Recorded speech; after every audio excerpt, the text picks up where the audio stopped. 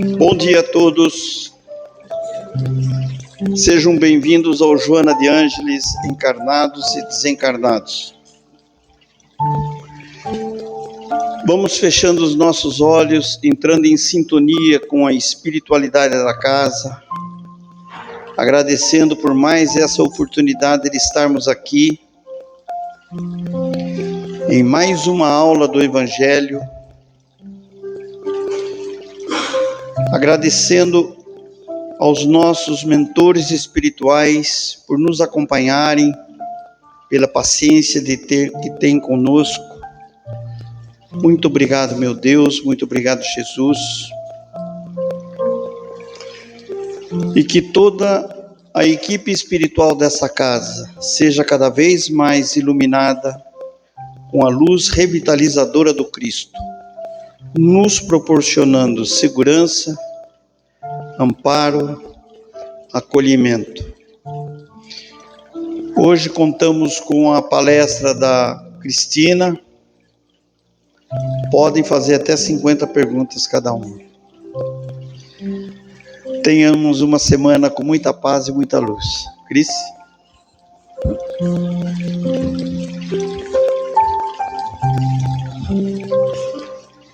Cinquenta perguntas é muita coisa. Mas enfim, gente, bom dia a todos. A gente vai continuar o estudo do Livro dos Espíritos, né? Oi, Hilda. A gente vai estar falando sobre as leis morais, né? E hoje a gente vai começar o capítulo 5, que fala sobre a lei de destruição. E é estranho pensar que a destruição faz parte de uma lei, né? Uma lei criada, né, por Deus para manter a harmonia e a organização das coisas, né? Só que é claro que dentro do capítulo, Kardec ele divide em dois grupos, né? Existe aquela lei que é a destruição necessária e existe a destruição abusiva. Então, quando o ser humano, né, nós que temos o nosso livre-arbítrio, usamos da nossa capacidade de escolha, de tomada de decisão para destruir o ambiente, a gente está agindo contrário à lei de destruição de Deus, que não tem nada a ver uma coisa com a outra.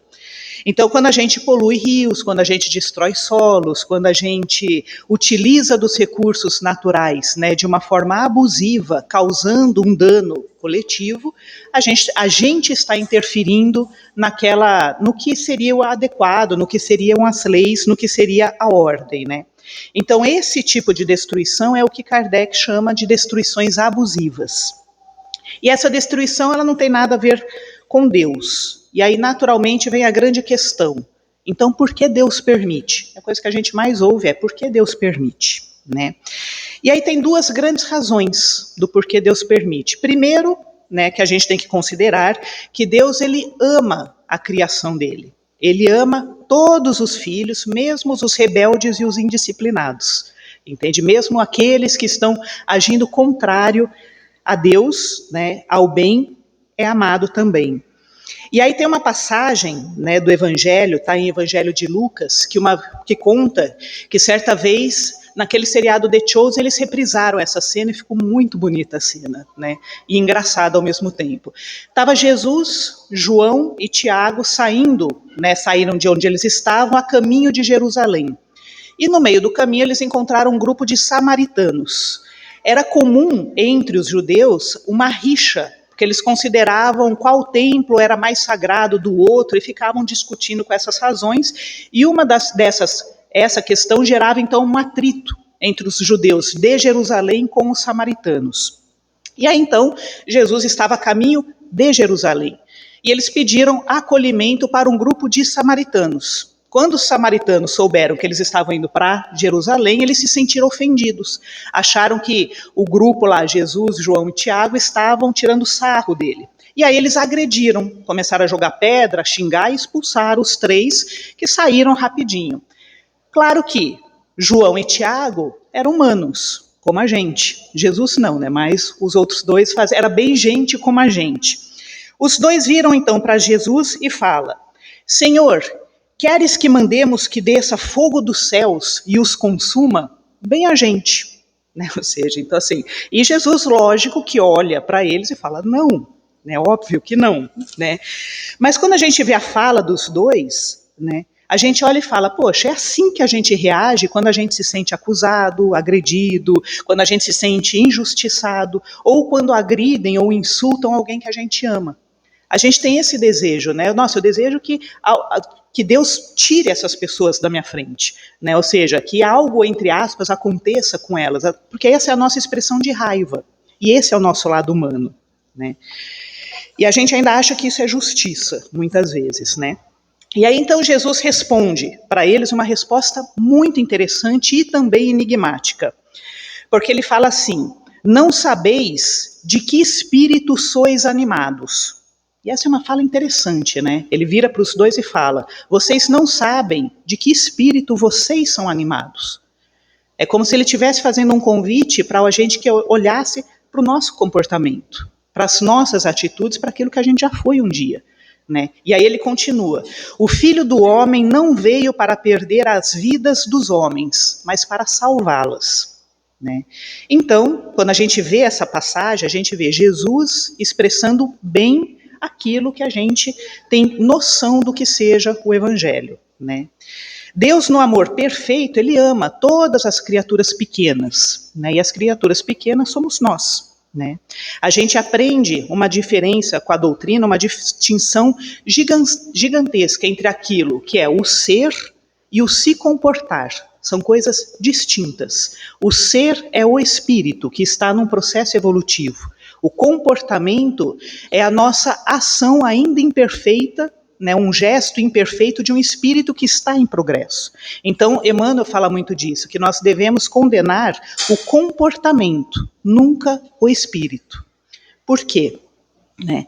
As leis de Deus, elas agem em conjunto. Embora a gente esteja aqui estudando, né, tudo divididinho, elas agem num todo, em conjunto o tempo todo.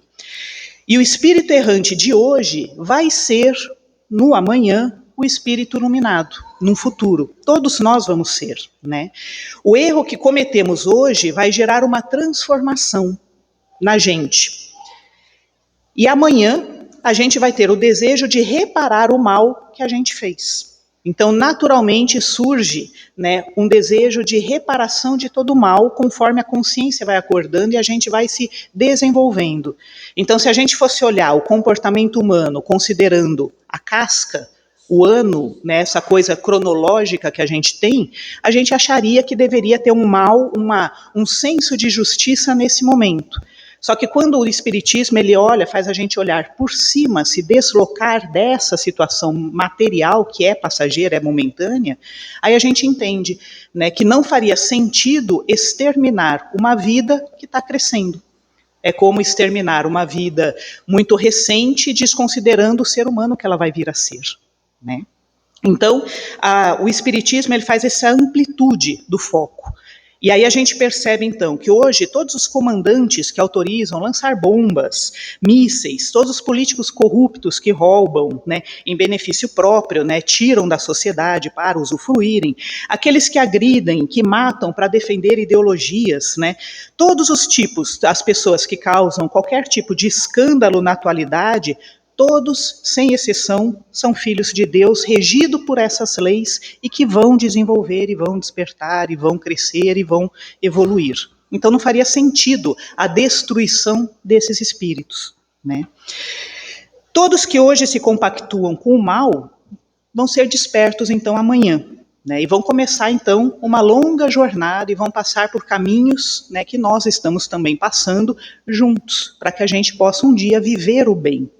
E aí daqui a alguns milhões de anos, penso eu, né, eles vão passar também pelos piores lugares, mas já como missionários, levando o bem àquelas pessoas que também estão fazendo o mesmo processo que fizemos séculos atrás. Então, como a gente vê hoje, os grandes missionários, né, Bezerra de Menezes, Chico, Divaldo, ou de outras religiosidades, Irmã Dulce, Madre Teresa, várias pessoas, né, anônimos que levam o bem, mensagem de esperança, de otimismo, são pessoas entre a gente que provam para a gente que a evolução ela é constante. Os que brilham hoje já foram trevas ontem, e os que hoje são trevas vão ser luz amanhã. E isso é a lei de progresso, que é uma das leis morais que agem junto com as outras. Então, se recebêssemos o fogo dos céus, quando a gente era o que a gente era ontem, né, qual seria a nossa chance de evolução, né, de transformação e de mudança? Então, o amor de Deus aos seus filhos, né, mostra o quê? Que todos nós somos regidos por essas leis. E essa é uma das razões do porquê Deus não interfere nas nossas escolhas pequenas e erradas de hoje, mesmo que perturbem o ambiente, porque geram um aprendizado. E aí tem outro motivo, né, que é o segundo motivo do porquê Deus não interfere nas nossas ações, que está no livro Caminho, Verdade e Vida, que é um texto de Emmanuel. Emmanuel, eu coloquei na íntegra o texto porque ele é muito bonito e vale a pena. Aí ele fala o seguinte: a compreensão do dever cristão não deve se limitar à simples abstenção do mal. Não basta apenas abster-se do mal. Muitos aprendizes supõem que a virtude reside no distanciamento das lutas humanas, no silêncio diante das perturbações, ou na ausência de participação direta em faltas cometidas por terceiros. Então a gente imagina que é virtuoso, e é virtuoso, já é o início, antes isso do que nada, né? Mas assim, a gente considera que a maior virtude está: eu me distancio das lutas, eu me silencio nas perturbações e eu não participo de faltas que os outros estão participando. Muita gente considera isso como uma grande virtude. E aí ele fala, em verdade, não basta evitar o crime, a maledicência, a agressividade ou a calúnia. É indispensável considerar que a vida nos pede a cooperação ativa na construção do reino de Deus. Essa que é a frase mais importante do texto, né? E aí ele continua: o homem que apenas não faz o mal assemelha-se a um campo que não produz espinheiros, mas também não oferece pão. A ausência do veneno não significa a presença do remédio. Aquele que sabe ser útil e se cala, que dispõe de luz e não ilumina, que guarda o recurso e não socorre, contrai pesados débitos perante a lei divina. O pecado da omissão é o que mais retarda o progresso do mundo. Onde o bem falta, o mal se estabelece. Onde a luz se assenta, a treva domina. Calar para não ferir é caridade. Calar para não auxiliar é egoísmo. Aprende a calar a tua queixa para que possas agir no bem, com o aproveitamento de todas as tuas horas, pois o tempo que perdemos na inércia é uma oportunidade de luz que se apaga. Olha que texto lindo, né? Emmanuel é fantástico. Mas o que ele fala? O nome desse texto é omissão. O que ele está querendo dizer? Que as leis de Deus, elas servem para trabalho, ação, é atitude. E nós, evoluindo, estamos aprendendo a fazer isso. Então, lógico que é muito valioso a gente não causar o escândalo, como a gente aprende no Evangelho, né? Mas o escândalo ele vai acontecer. E por que que as destruições, mesmo as abusivas, são permitidas? Para que a gente se mova, para que a gente saia da inércia, para que a gente se posicione, para que a gente tome atitude perante a vida. Ou seja, para que a gente leve o bem que a gente carrega, que a gente aprende, na ação no dia a dia, onde a gente estiver. Essa é a ideia, entende? Então, por isso que isso acontece. Quando a gente vê, por exemplo, uma catástrofe, né? Um terremoto, uma tsunami, situações da natureza, que são as destruições necessárias, né? Elas acontecem. O movimento, como aconteceu infelizmente no Rio Grande do Sul, né, há 2 anos atrás, o que a gente vê? Que há uma junção das pessoas, um desejo de fraternidade, de ajudar, de ser útil. Então começa uma campanha gigantesca, gente que foi para lá para ajudar voluntariamente, pessoas arrecadando materiais, roupas, remédios, recursos, para oferecer para aquelas pessoas. Quando teve aquela tsunami, né, na Indonésia, que matou tantas vezes, destruiu toda a cidade, o que a gente viu? Que aquele local ele foi reconstruído por pessoas que se dispuseram a fazer esse bem. Então, essa é a proposta. Então, quando a gente vê e sofre com a consequência dos abusos que a gente mesmo comete, né, com a natureza principalmente, a gente começa a se movimentar, a buscar soluções, mesmo que tecnológicas, para resolver aquele processo. E isso gera um progresso, gera um crescimento e um aprendizado. Porque a gente começa a aprender que a gente tem que mudar o nosso comportamento, a nossa atitude, né? Então, Emmanuel, ele nos ensina, né, que permitir que as destruições abusivas é uma forma de forçar para que a gente seja ativo. O bem espiritual, ele existe, é fato. Só que a gente tem que participar desse bem, porque nós fazemos parte desse processo. Nós fazemos parte dos planos e desígnios de Deus. Então, não somos só indivíduos à parte, né? Estamos imersos num projeto muito bem elaborado, né? E aí fica difícil não imaginar o que teria sido do cristianismo se Cristo tivesse sido omisso quando ele estivesse aqui. Se ele não tivesse enfrentado, se posicionado, né, brigado em alguns momentos, falado o que ele acreditava, bater de frente com as pessoas, né, o que seria? O cristianismo não teria existido, entende? Então ele mostrou com a postura dele que a gente precisa se posicionar perante a vida. E aí a gente tem que pensar, né, que Jesus, ele se posicionou em todos os contextos. Então até o Calvário, né, até ele chegar no Calvário e tudo mais, ele já tinha sido quase apedrejado várias vezes, ele já tinha sido perseguido, sido quase preso várias vezes, né? E ele continuava. E por quê? Porque ele sabia que a vida, ela é espiritual, a vida material é passageira. Então ele sabia que aquilo ia acabar, ele sabia como seria o final e por tudo que ele iria passar. E mesmo assim ele se propôs a fazer, por quê? Existe um ideal acima da matéria, né? Então, o mal que nos rodeia é um convite diário para que a gente observe como nós estamos agindo no palco da vida, né? E aí, escrevendo, vieram algumas perguntinhas para a gente refletir, né? Então, como que a gente convive em sociedade? Pensando, né? Então, vou falar no singular, né? Como que eu convivo em sociedade? Como que eu me posiciono quando eu me deparo com uma situação onde a minha consciência já aponta que aquele contexto está errado? Né? Às vezes eu estou em situações que eu olho e falo, poxa, isso não está certo, mas eu estou lá, e aí, o que eu faço quando isso acontece? Né? Se eu estou dentro de uma rodinha e as pessoas começam a falar mal de alguém que não está presente, como que eu ajo? Ou se eu estou no meio de pessoas que começam a justificar a corrupção, o jeitinho como sendo uma expressão de esperteza, como eu ajo? Né? Como que eu descarto os recicláveis pensando na natureza? Como que eu consumo as coisas que eu consumo com responsabilidade, né, com consciência? Como que eu uso dos recursos naturais? Como que eu trato a natureza e os animais ao meu redor? Né? O quanto que eu sou intransigente, rígida, insensível quando eu defendo uma ideologia que eu acredito, desconsiderando que o outro também é um ser humano e tem todo o direito de carregar as ideologias dele, né? Então, como que eu olho e ajo quando eu estou diante daquelas pessoas que eu considero diferentes? Para mim, pela minha cartilha, né? Então, todas essas questões, quando a gente começa a trazer para a vida, a gente está se questionando exatamente isso. Diante de tudo que eu aprendo com a doutrina, o quanto que eu vivo isso, né? Claro que os questionamentos são muitos, né?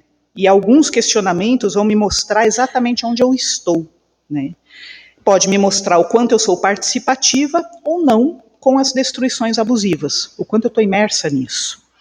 E aí, diante disso, então, a gente aprende que a destruição abusiva basicamente depende do uso que a gente faz do nosso livre-arbítrio, né, do ser que nós somos. Apesar de ter consciência que Deus vai continuar amando a gente exatamente do jeito que a gente é, porque Ele sabe que a gente vai se transformar, né? E a gente sabe, então, né, o bem, ele tem uma consciência da transitoriedade da nossa imaturidade. E não menos importante, né, que todas as destruições abusivas ocorrem para forçar o espírito a sair da inércia da omissão, para ser cooperativo, ativo e presente da obra de Deus, né? Então essa seria a parte do bem abusivo. E aí depois tem a destruição abusiva. E agora vem as destruições necessárias. E a destruição necessária é uma coisa que a gente basicamente precisa exercer da gente a fé, né? O perceber a coerência de tudo. Porque a destruição, a gente vê como uma destruição, né? Os espíritos escrevem para Kardec, né? Ele fala, o que vocês veem como destruição, nós vemos como transformação, né? E para Emmanuel é renovação. Então a doutrina, ela não condena a destruição como um meio de equilíbrio para manutenção da vida. Então, para construir uma casa, a gente altera o solo.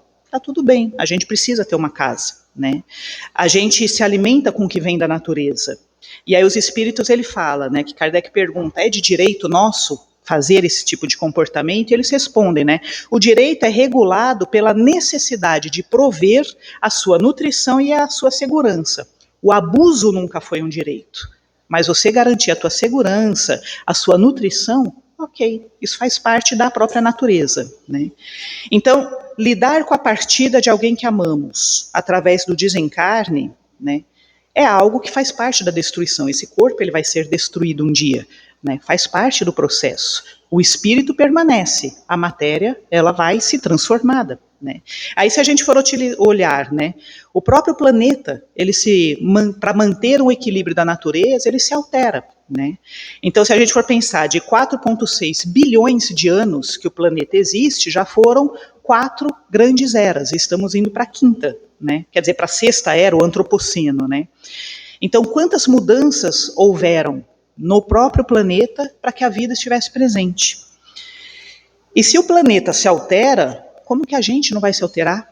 Né? Como que as destruições não estarão ao nosso redor? Né? Então, mesmo que seja por terremotos, maremotos, o clima se transformando, como esse ano foi o inverno mais frio que já se teve notícia, né, na parte de cima do planeta, né? Ou seja, tudo vai se alterando e a gente vai se adaptando a essas mudanças. Então, toda destruição natural é uma transformação para que a vida se reorganize. E nós, espíritos imortais, vamos tendo uma vida após vida, né, o nosso envoltório também vai sendo destruído e o espírito ele continua seu processo. Então, a destruição abre espaço para progresso. Por isso que os espíritos chamam de transformação. A humanidade, diante das calamidades naturais, como falei, ela vai desenvolver tecnologias para garantir o quê? A segurança e a conservação da vida. A inteligência a ser desenvolvida é um atributo que o espírito precisa. Quando a gente vê no livro dos espíritos, né, tem duas questões. O espírito ele precisa desenvolver a moral cristã e a inteligência, porque são ferramentas muito utilizadas. E junto com a lei da destruição, existem outras leis que fazem parte, porque como eu falei, as leis elas agem em conjunto. Então existe também a preservação e a conservação. E é interessante que elas ajam juntos, e Kardec questiona os espíritos sobre isso. Ele fala, se o espírito então, a vida do espírito é o plano espiritual, e ele sabe que no lado espiritual vai ser melhor do que o lado material, por que ele fica aqui, né? Aí os espíritos falam, então, pela ação dessa lei, porque se não fosse essa lei, né, vocês não iam querer ficar encarnados. Basicamente é isso que ele responde. Vocês iam querer ficar tudo no plano espiritual, e não pode. Vocês precisam passar por esse processo para se encontrar e se enxergar, né, do jeito que realmente nós somos. Né. Ele fala, então a lei de preservação, esse instinto de conservação que está dentro do espírito do ser humano, é o que faz a gente, de repente, batalhar pela vida. Ele fala. Então vocês precisam ter apreço pela vida, né? Amor pela existência, porque faz parte de um processo. Ele fala, então, a pessoa que sai de casa, né, para resolver conflitos, para trabalhar, ela sai com um propósito. Esse propósito vem dessa lei, né, da preservação e da conservação, né, uma perspectiva de futuro. Quando a gente vê, né, existem pessoas que têm uma vida tão difícil, mas elas estão batalhando pela vida, elas têm o desejo de estarem aqui.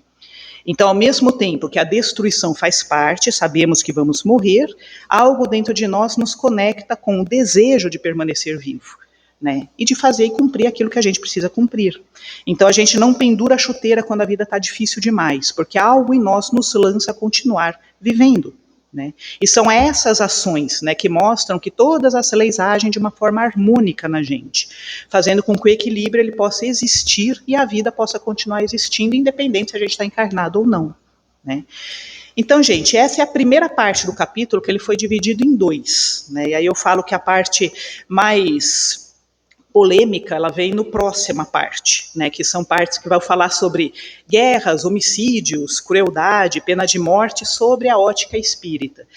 E aí o que me chama sempre a atenção lendo esse capítulo, né, é que tem uma parte que foi dedicada por Kardec a trabalhar com os espíritos, para trabalhar o tema duelo.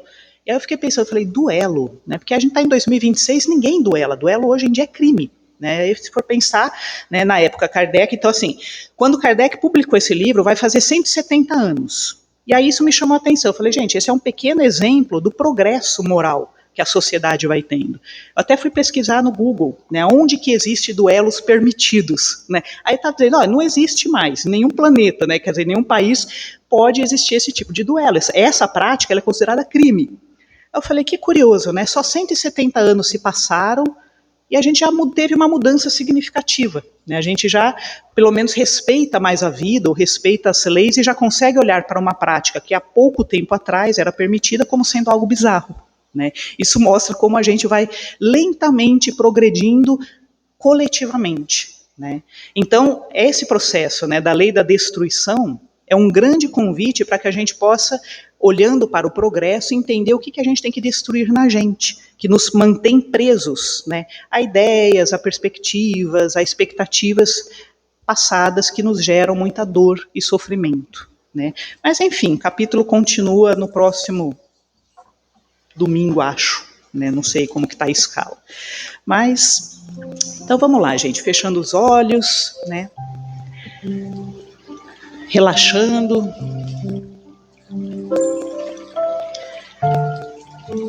E nesse momento vamos visualizar a figura amorosa de Jesus, agradecidos por Ele ser o nosso mestre, o caminho, a verdade e a vida, por Ele nos ensinar tanto, com teu exemplo, com tuas palavras, com a tua vivência. E nós pedimos então auxílio ao nosso anjo da guarda, ao nosso mentor, que a gente possa manter esse evangelho na nossa consciência, nos pensamentos, nos nossos sentimentos, todos os dias, que a gente possa, em cada situação que a vida trouxer, que a gente consiga se conectar a essa energia, sentindo o amparo e a fortaleza para que a gente se transforme, para servir ao bem, servir a Deus. Que assim seja, graças a Deus.